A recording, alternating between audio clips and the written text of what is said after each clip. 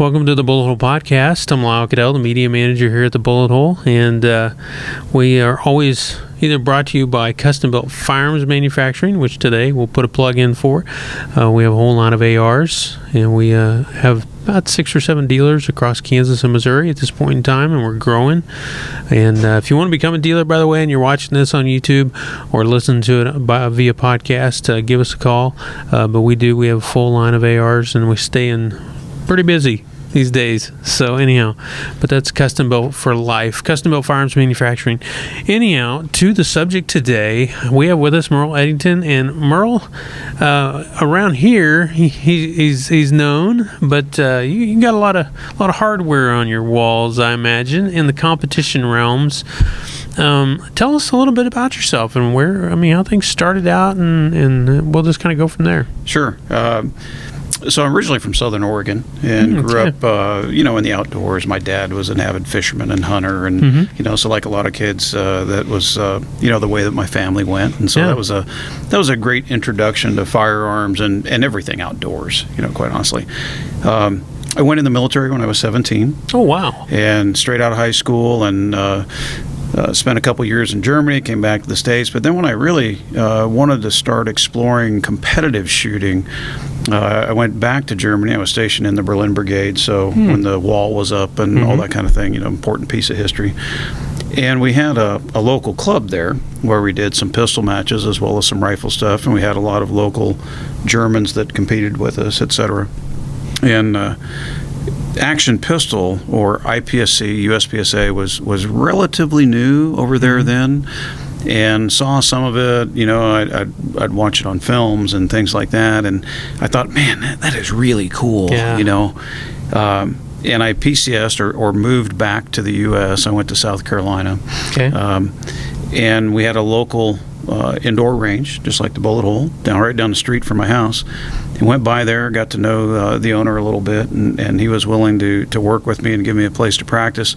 And I'll tell you what, I went to my first match, I didn't know anything. Showed up with a 1911 and a couple of magazines, and shooters are the best people in the world. Yeah. And folks helped me out by loaning me holsters and belts and mag pouches and telling me what the rules were and all this kind of stuff. And man, was I ever bit by the bug at that point. And how long ago has that been now? It's been more years than I care to actually think. So I shot, that was in 87, and I shot my first nationals the following year in 88. Wow. Yeah, long time. In some of the national competitions that you've shot in, what are they? Well, really a lot of my focus was at the USPSA and then IPSA, which is just the international version of that. But I've also competed in the Bianchi Cup, the original Steel Challenge, the Masters Tournament, some big IPSC matches overseas. I've shot in... here lately, I've shot a lot of sporting clays. In fact, last week I shot at the U.S. Open. I shot a lot Colorado. That was a pistol match, and the next week was the U.S. Open here in Kansas. That's right, it was here. Yeah, it moves around every year. It just happened to be in about 2.5 hours from Flint here. Oaks, yeah. Yep. Yeah. And so it was great. And so, I've been able and been very, very fortunate to shoot a lot of bigger matches, regional and state level and national championships, that kind of thing. So you've been around a lot of the big names probably too. Sure. People would probably recognize Jerry Michalek or any of the Michaleks, for that matter. That's right. No, I know Jerry and Kay and Robbie Latham and I have been pretty good friends for years. Wow. Brian Enos, I've known for forever. Yeah. So anybody that was, really kind of in that earlier portion when USPSA really took off, I've known those guys. Hackathorn, what did he help start USPSA or I? Yeah, he did, and he was Ken was a instrumental part in the whole USPSA thing, and then. He and Bill Wilson and some other guys kind of split off. That they formed really what became IDPA. Okay. As USPSA became more of a sport and less practicality oriented. Yeah. So that's where the IDPA part came in. So with USPSA, what are some of the rules that you guys kind of go by then? Sure. What are Well, like anything firearms related, obviously safety rules are always first, and there's a 180-degree rule, which is probably the biggest thing. So no matter how your body is oriented in relation to the stage, the firearm has to stay pointed downrange, no matter what. I mean, that's just without a doubt. And anytime that you're not actively engaging a target, so if you're moving, you're reloading, you're doing anything else, your finger has to be outside of the trigger guard. Obviously, if something were to happen, you're moving rapidly and you fall, well, that's bad. It would be much, much worse if the firearm were to discharge. So we do everything we can safety-wise. And then after that, the rules can be a little long-winded, a little convoluted, but suffice them to say that the biggest part of it is to level the playing field. So if you and I were going to compete against each other, they have different divisions, which are based on the equipment types, mainly gun type. So we would be shooting a like gun. And then they have classes within each of the divisions based on how well you've shot in the past. Like master class being the biggest, I'm assuming? Grandmaster's the highest, and then master A, B, C, D. And obviously you'll go up or down in those classes throughout your shooting career as you progress, hopefully. So that really levels the playing field. While you're still competing against everyone, you're really competing against folks with a similar firearm and a similar level of skill. What do you use for a firearm right now? Right now, I use a SIG X5 with an optic on it from Seymour Sights, so in 9mm. So they have a division called Carry Optics, which has gotten to be very big, obviously, in the firearms industry. I really like the SIG. It's done very well for me. I've shot it for the last couple years, but I've shot pretty much everything. Open, which you can pretty much do anything you want to with the firearm. Limited. They have a production division, which is more of a stock gun kind of thing. Then they have a division for 1911s as well as revolvers. So it really covers the bases. Yeah. No, that's fascinating. Now, so if you compete, here domestically, can you compete internationally at this, or is it totally different?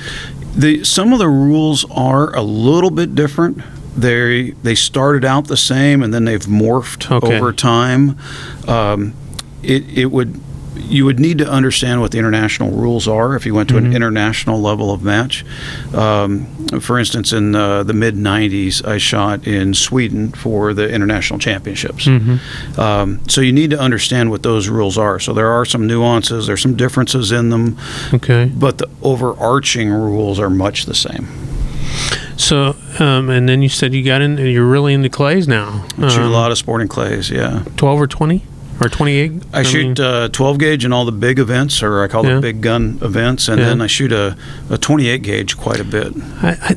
There's a revival, really, of the 28. It's amazing. I knew very little about a 28 gauge because everything hunting is 12 gauge stuff. Started shooting some sporting clays, and then had a friend that introduced me to the 28. And I was just absolutely amazed at what you could do with that smaller cartridge, and just truly amazing. And no recoil, very little noise, fun to shoot. It's just a lot of fun. People underestimate it. They really do, I think. And I grew up, my grandpa was a gunsmith, and so we grew up, 12 and 20 and 16. 16 was big around our place, and so I grew up hand loading 16 gauge when I was a kid. And I still own the 16 gauge that I was given, but the 16 and 28 are now, 28 especially, you're seeing this resurgence. People are realizing that you can get, even hunting, that you can actually get shot, literal shot on target, just like a 12 gauge almost, you're using the right ammo. That's right. And you don't have that, whapping you back in the shoulder, but... Well, in a lot of cases, I think a 28 is a much better alternative. Young people, for instance, a lot of parents want to get a kid a 410. And I think that's the worst choice in the world. 410 truly is an expert's cartridge because it's so small. The payload is so small. So you give that to a younger person that's really trying to figure out if they even like this sport. They're not hitting anything. They get depressed by it. You can give them a 28 that carries a good bit bigger payload, not much more recoil or noise, and they can really learn to shoot the So thing what are well. you shooting in with a 28? A CZ Remington? Where are we at? No, so I shoot a Guarini in 28 Okay. gauge just because I wanted something. I shoot a Krieghoff Parkour for the 12 Okay. gauge, and I wanted something with a little bit similar dynamics. So I wanted 32-inch barrels and that kind of thing, Okay. and so the Guarini fit that. Reach out there and touch something. Well, it's not just that. It's that longer radius that you're looking down the barrels. Of course, when you're shooting, you're looking at the target, not the barrels. But the longer barrel is easier, in my mind, to make harder shots. So the 32 seemed to be a pretty good compromise. In the X, you said your SIG is an X5. Is X5, that right? yeah. And that is That's a 5-inch gun. So Yeah. that radius big on that end for you as well. Then. Well, it is when you're shooting sights, and so I've shot it both ways with the iron sights on it. Now I'm shooting it a lot with a dot, and really like the dot. That was where I was going to go next. Yeah. I was wondering. I mean, you're getting to where the eyesight's probably, starting to challenge. I'm there. Was at the eye doctor yesterday, and I've held off. I've been an Ironside person for a long time. I still am, but I'm playing with the idea because I have astigmatism in both eyes, and so But I was wondering how you, have transitioned into that. That world, and most people do. They come out and they're like, "Oh, dude, I'm not going back," type of thing. Yeah, I still really enjoy shooting an Ironside gun, particularly like a 1911 or something like that. I'm fortunate that my eyes are still good enough that I can shoot those well. But there's nothing like a dot. And of course, I shot a dot on a gun when I shot open all the time, and then having a firearm set up with a dot on it to shoot carry optics, it is a lot easier, and that segment of the sport in the last 18 months has just grown exponentially. Now, what dot do you run on top of the SIG then? A Seymour. Okay. You said that, Yeah, Seymour with a 10-minute dot, and it works fantastic for what I use it for. Wow. Yep. That's like huge. You would think so, but again, so if you look at it on a 20 or 25 yard target, it's not covering much of the target. That's true. And because it's speed and accuracy, you want something that draws your eye very, very quickly, which is what a bigger dot does versus a small one. Seymours have a little larger window too, don't they? That's right. Than say, even the Delta Point, which has got a big old window on it. Yeah, I think it's probably reasonably close to the Delta Point. Yeah. But yes, certainly the larger window is definitely an advantage. And are you seeing across the board then, within the sport, people are going that direction? Oh, absolutely. The number of folks that are shooting in the carry optics division, it has grown just hugely. Like I said, in the last 18 months, give or take a little bit. We're seeing a lot of people go from limited class, and very expensive guns, very nice guns, 1911 pattern guns typically, some CZs. But you can, frankly, you spend a lot less money, and now you have a gun that's extremely competitive, and you have a dot, so for those aging eyes or, not able to see quite as cleanly, it takes one of the three things. You got rear sight, front sight, and target with sights. Now you have a dot and target. Yeah, so one of those things goes very away. target focused. Yeah, that's exactly right. Yeah. Well, let's take a break, and when we come back, we'll chat it. Just kind of go deeper into that and what drives your passion. Also, you teach, I do, folks. So we'll get into that in the second half. So we'll be back right after this.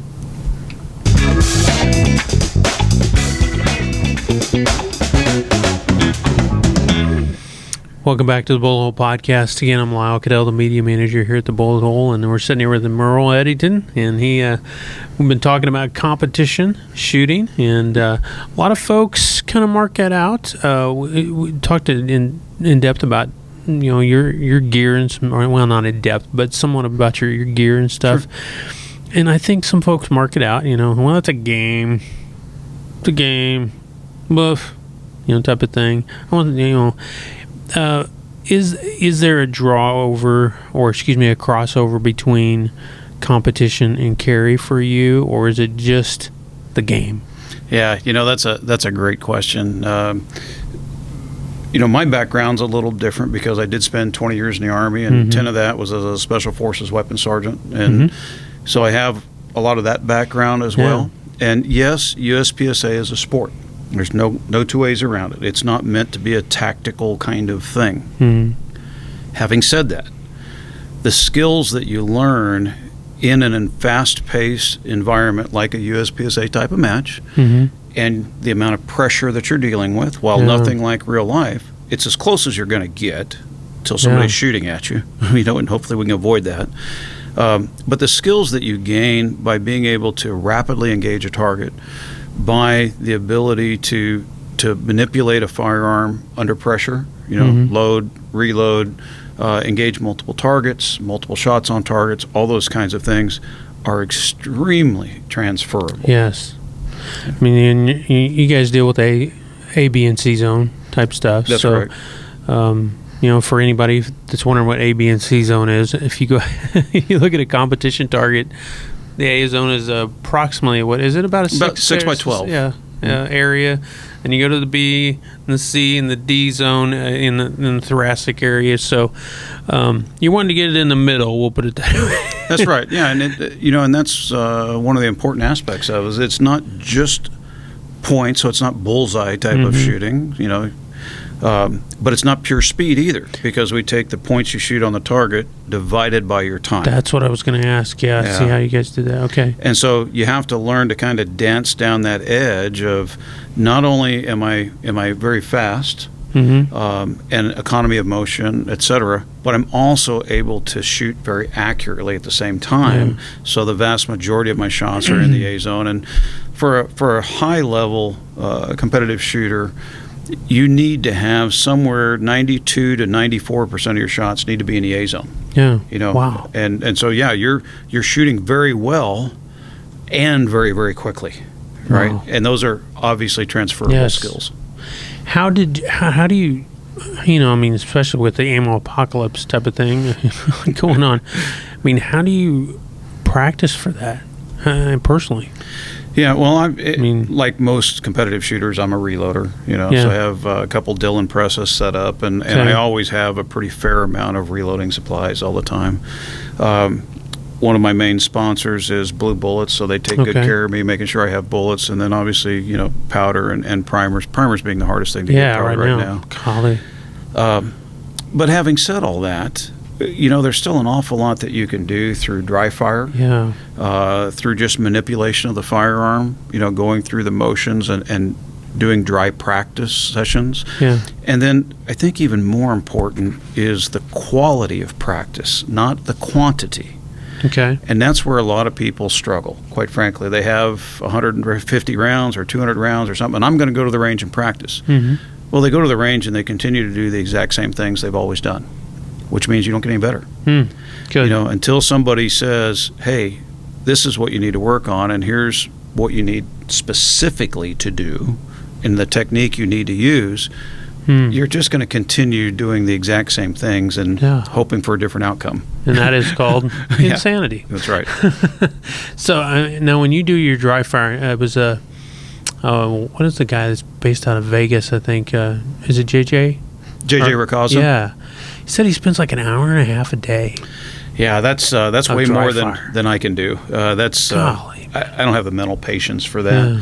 I really think that for a lot of folks, especially as you're starting out and you're really trying to refine some fundamentals, if you can spend 20 minutes 3 times, 4 times a week, you will see an incredible improvement. So it's almost like exercise then. That's right.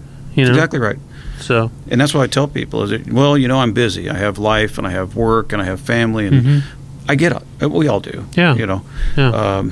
However, nothing says that you can't get up 20 minutes earlier in the morning and dry fire before you kids get up and you go to work. Are there any dry fire tools that you found to be helpful? Just little pieces of equipment, or just the gun? I use the gun and dummy rounds because I want the magazines to feel like they're loaded, and I want the weight of the gun to feel loaded all the time. And then, of course, I use a timer, and I start and stop everything. But one of my big things as you start down that dry fire practice road is perfection of fundamentals. Okay. And to get perfection of fundamentals means you have to slow way down, exaggeratedly slow, so that you can truly feel and see everything that your hands are doing. Where are your eyes? When are your eyes shifting from the target to the side and back? And you can't do that if you're just trying to go fast. Yeah. So that's the old axiom that, what does it say? To go fast, you have to go. I can't even remember the axiom. Yeah, there's a couple of them. One is slow is smooth and smooth is fast, which I totally disagree with on every level. But you really need to learn the correct way of doing these things before you start adding the element of speed in. Yeah. None of us are going to get our driver's license and go drive in the Indy 500. No. We need to learn to truly drive, and then we'll continue to progress and, maybe eventually end up there. Yeah. Right. Same kind of thing in shooting. So when you're saying exaggerated motion, I mean, we're talking slowly coming that's right. out. That's exactly right. And building the neural pathway then. That's exactly right. So if where you want to go. If you think that on a 7-yard open target, your average draw is 1 second or 1.1, I'm going to draw in 3 seconds or 3.5 seconds because I want it to be exaggeratedly slow so that I feel and see everything that's going on, because it's the little nuances that take a really, really good shooter to being a great shooter. Does it make, I think folks too, when they go to the ballpark, and they see a batter puts on a weight, on the bat, and they're in the getting ready to bat, and they're sitting over there swinging this thing, and a lot of folks may not know what that is, but it's really heavy, and it causes the bat to be really heavy. And then when they get to the plate, the bat's like, light, Right. And wham! And so their bat speed is, a lot faster. Is that kind of the same concept in a way? Yeah.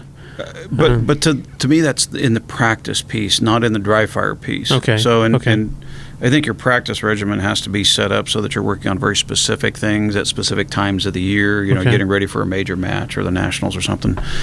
And kind of my thing has always been, as you're progressing along and you're getting ready for that large tournament that you want to do well in, you should really be putting the gas pedal down hard. You're going fast.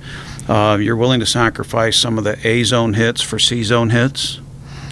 As long as they're still there in the C-zone and you're calling the shot well, you're focusing on moving and reloading and getting set up and breaking down your position and all that.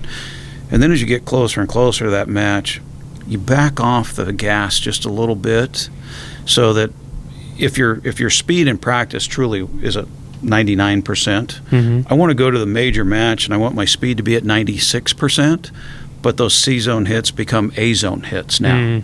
So the end result is I have less opportunity or less chance of shooting a bad shot, having a miss or a no-shoot or another penalty of some kind. And the better points are going to make up for the slightly slower time. Okay. So in the end result is I'm shooting even better. So now we talked a lot about pistol here with USPSA. Yep. How did the shotgun come along? I mean, and the differences. I mean, we're talking vastly two different two different competitions, two different sports. Right, night and day. And and that's always been one of my goals is I wanted to be a very good, well-rounded shooter. So I shoot a lot of long-range rifle and all these other things. And I had a friend that introduced me many years ago to sporting clays when I was more shooting for a living, shooting USPSA stuff. And I needed an outlet from that, because from being my outlet and my sport, it became my job. Right. Well, now I need a sport again. Yeah. And so I found sporting clay shooting, and to me, it's a lot like USPSA in that the stages are never the same. The shooting positions always have different target presentations. You're not told how to shoot the targets, just like in a USPSA stage. You figure that out for yourself, what's going to work best for you, where you break the target, where do you hold, etc. And really just have loved it. Met a lot of great people and just enjoy it. It is. It's and I have a good friend of mine is Ken Corbett over at Ravenwood Lodge over near Topeka. And, of course, they have competitions and stuff over there, too. And then I know some of the guys at Flint Oaks and down towards Wichita. No, it is. It's a different a totally different lifestyle in a way. I mean, it's very settled back, type of thing. That's right. Yeah. And one of the other things too is, people have always said that sporting clays is a lot like golf with a shotgun. Yeah, there you go. And that's pretty true. There's a lot of business deals that get done out on the sporting clays range. There's a lot of folks that you meet that you'll end up with doing business at some point or other.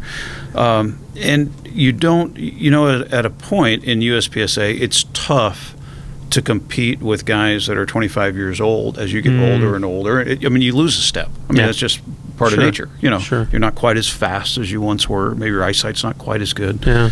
And while true in sporting clays, there's still some fabulous shooters that are in their 70s. Yeah. That are just. I shoot with a guy here locally that has been on the U.S. FETASC team. FETASC is a type of sporting clays. He's been on the U.S. team for many, many years. Gary Wallstrom, fabulous shooter. Just love calling him a friend. He's been my coach at times as well. I've learned so much from him. And he's over 70 years old, and I'll tell you what, that guy can flat shoot. Yeah. And when I go out to Ravenwood sometimes, again, Ken's a good friend, and it's they got a clubhouse. When they drink and have a cigar or whatever together, and they'll go out and shoot, and they come back in and talk about, you missed, they jab each other, and it's like golf type of thing, but I know one guy out there in particular who I believe he's still out there. He actually helps fit folks for shotguns. Sure. And he is in his 80s, and so it's. Yep.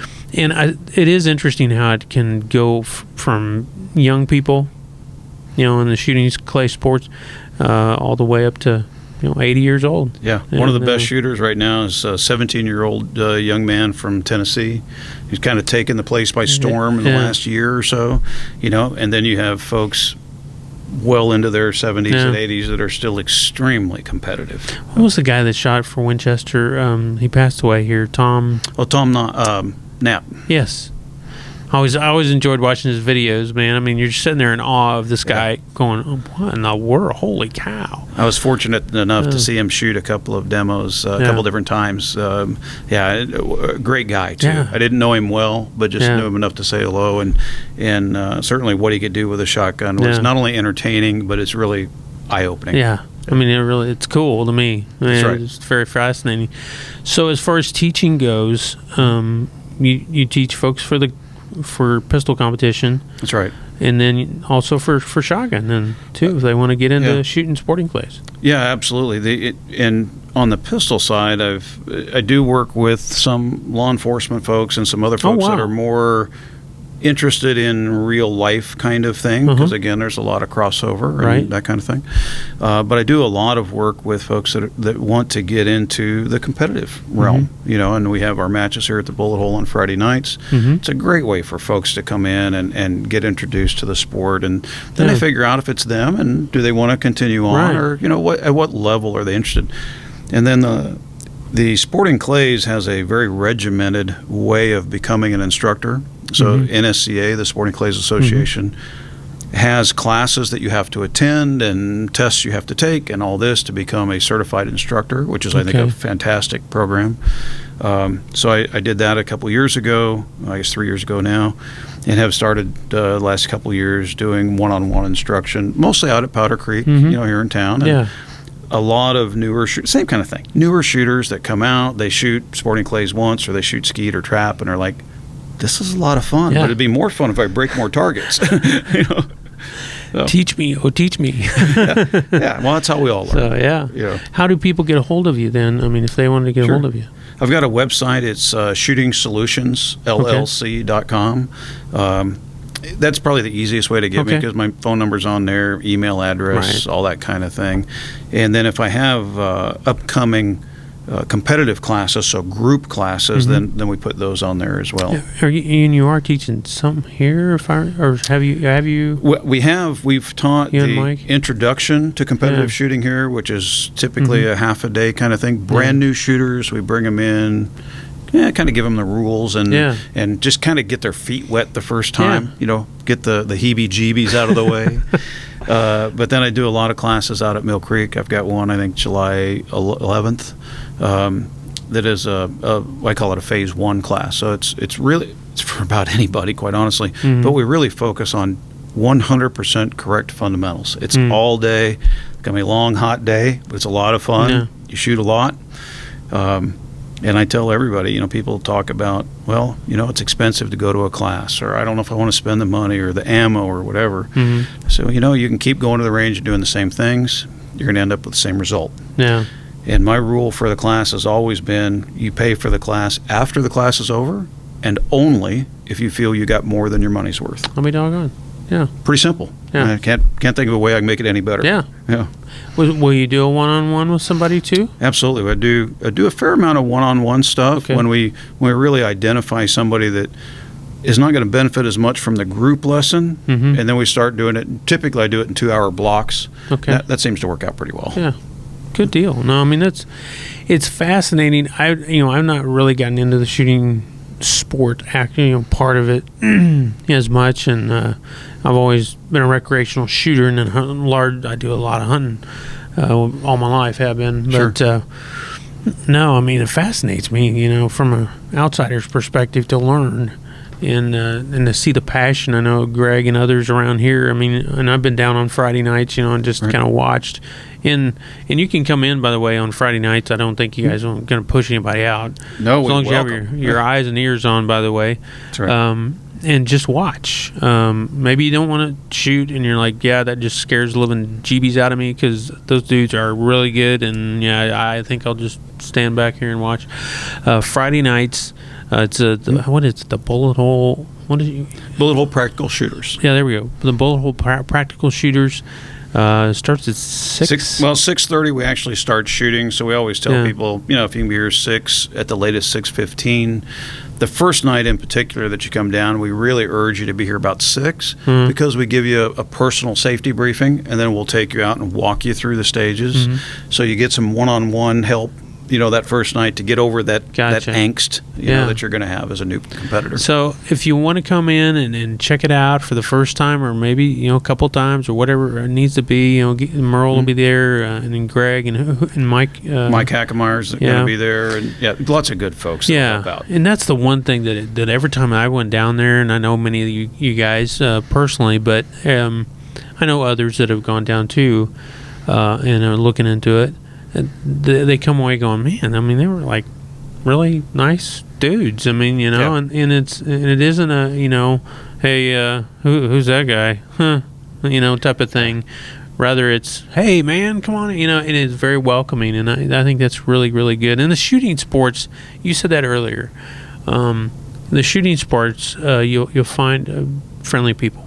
They're the greatest people in the world, and we really want, especially that BulletHole Friday night tournament, we want that to be very welcoming, especially for the newer shooter to come down and get their feet wet a little bit and all that kind of stuff. And nothing would turn somebody off faster than if it wasn't like that. So we want you to get in there. I'm assuming even on the national scale, when you guys have matches, I mean, it's, you're competing, and you're trying to beat each other, but at the end of the day, you're friends.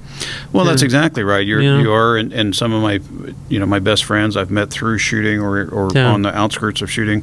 Now don't get me wrong. We're fierce competitors. Yeah. Oh, when it's time for that. But nobody's going to do anything underhanded or anything like that. Right. And you said an interesting thing. You're competing against somebody, but really you're only competing against yourself.